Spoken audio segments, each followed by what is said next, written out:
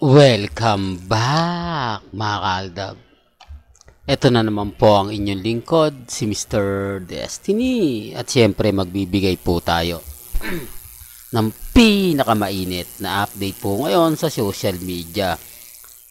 Fake news daw po yung kumakalat ngayon mga kaaldab na 110, kung saan 110 million. Ibig sabihin lang niya mga kaaldab, may pag-asa pa po ang pelikula nila Alden Richards na pumatok pa rin po. Di po ba? May mga bagay-bagay na kumbaga mahusay po talaga sila mag-edit. Pero nang dahil nga po sa inilabas ng kumbaga yung update nga po ng Metro Manila Film Festival na hindi pa raw po sila naglalabas ng anunsyo kung sino nga po ba talaga yung nanalo. Di po ba? Yung nanalo. Yung naglabas nga po ng bilihan ng ticket, mga kaaldab. Pero gaya ng sinabi ko, kumbaga hindi natin alam kung bakit black propaganda nga lang pa po ba yan. Ang dami po kasing komento, mga kaaldab, na nagsasabi ng ganito, nagsasabi ng ganyan. Sabi ko nga po sa inyo, may mga bagay-bagay po na bakit nga po kaya sila gumagawa ng ganyan. Publicity po eh. Di po ba? Yan ang sinasabi ko. Ang Aldab kasi hindi na natin kailangan ng publicity. Di po ba? Tayo pa rin po yung panalo. Tayo pa rin po yung wagi. Tayo pa rin po yung pinagpepiestahan, especially sa mga mami, sa mga tita, sa mga senyor. Kaya nga po ako kampante pa rin. Matatag, di po ba? Hindi nagpapa-apekto at never po ako nagpapabuli sa mga yan. Alam ko po kasi mga kaaldab na itong channel ni Mr. Destiny, 101% sinusuportahan po ng Aldab. Kahit ano po yung mga pananaw nila sa akin, hanggat naandyan po kayo, patuloy po akong magbibigay ng suporta. Patuloy po tayong makikipaglaban. Di po ba? Sinasabi ko lang po para lang po klaro, para po sa kaalaman ng lahat. Di po ba? Especially po sa mga mami, sa mga titas, sa mga senyor. Di po ba? Ang dami kasi mga senaryo na keso ganito, keso ganon, di po ba? Huwag po kayong basta-basta maniniwala. Pero bago tayo magtuloy at pag-usapan pa ang pinakamagandang update, kung bago ka lang sa channel na to, at isa kang true-blooded Aldab Nation na nagmamahal po kila Mengay at Isoy, tama po ang channel na pinuntahan nyo, kaya consider na po kitang bagong subscriber. At huwag mong kalimutang i-share ang mga video po natin sa mga mami, sa mga titas, at sa mga senyor. Ganito po karami ang tao talaga na nagmamahal kina Alden at kay Sharon Cuneta. Sabi ko nga po sa inyo, pag sinimulan po ang pelikula ng kumbaga Aldab, baka higit pa rito eh. Di po ba? Para lang klaro, alam ko naman po na matagal na po itong hinihintay. Hindi lang po ako, pati na rin po ang team abroad, team bahay, na talaga naman pong hanggang ngayon nagmamahal para kila Mengay at kay Alden. Pero syempre wala po ako sa posisyon para ipilit yan. Wala po tayo sa posisyon para sabihin na ganito ganyan, etc. etc. Ako nga po kalmado lang, kampante. Kaya dun sa mga nagpapakalat ng fake news, sa mga nagpapakalat ng mga issue na hindi maganda at hindi kaaya-aya, okay lang po yan.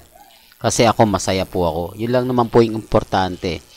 na masaya po tayo sa ginagawa natin, masaya po tayo sa mga napapanood, napapakinggan po natin. Bagamat maraming mga issue na ibinabato po sa Aldab, okay lang po yan. At least nakikita nila yung pagmamahal at suporta nga po na ibinibigay po ng mga taong nagmamahal po.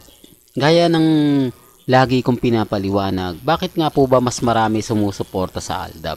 Bakit hanggang ngayon hindi po kami natitinag? Bakit hanggang ngayon talagang kitang-kita yung suporta na lumalabas? Di po ba? Real talk mga ka-Aldab, sinasabi ko lang po ito para klaro. Sinasabi ko lang po ito lalo na po sa mga taong bulag at bingi, sa mga nagre-react at nagko-komento. Nako Mr. Destiny, puro ka fake news, lahat ng sinasabi mo hindi totoo, lahat ng mga komento mo walang patunay, puro ka lang haka-haka. Alam niyo kung bakit po mas marami kumakampi sa akin? Mas marami po ang naniniwala kasi hindi po ako nag-i-edit. Hindi tayo gumagawa lang ng mga edited picture tapos sasabihin natin na magkasama sila Mengay, magkasama si Alden, na simpleng-simple lang at napakadali lang gawin. Total, nasa Bulacan naman po si Mengay.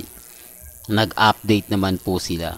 Pero hindi natin gagawin yan. Never ko pong ginagawa yan. At dito po sa channel ni Mr. Destiny, lahat po na mga pahayag, mga bali-balita, mga komento sa Instagram, dumidepende po ako sa mga post.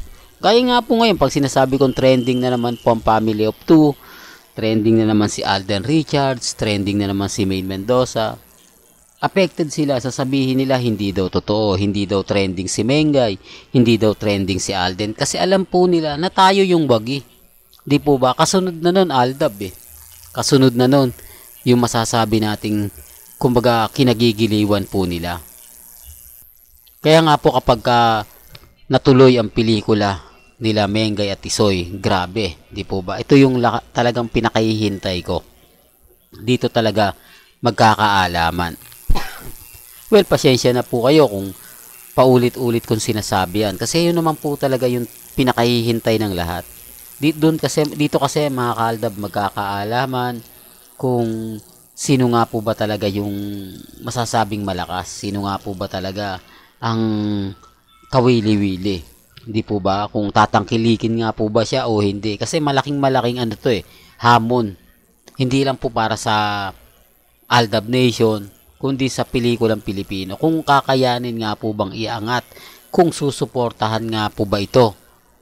Di po ba? Doon natin malalaman. Kaya nga po ako hindi ako ganong nagko-komento hanggat wala po tayong pruweba. Yun naman po yung lagi kong pinapaliwanag.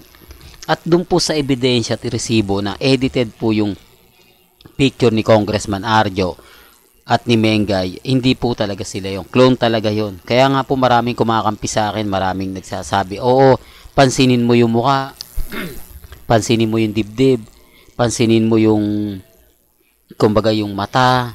Doon pa lang panalong-panalo na ako. Doon pa lang masasabi niya na tama si Mr. Destiny kasi kung titignan mo, talagang malabong si Mengay, sobrang payat at talagang plat na plat yung dibdib. Di po ba? Real talk mga ka-Aldab. Well, hanggang dito na lang po yung updates natin ha. Kaya kung gusto nyo pa po ng pinaka-latest at sariwang update, abay tumutok lang po kayo dito po sa channel ni Mr. Destiny para updated po kayo sa mga latest at sa mga bagong video po na ilalabas po natin maya-maya lang. Hanggang sa muli, salamat po sa panonood at pakikinig.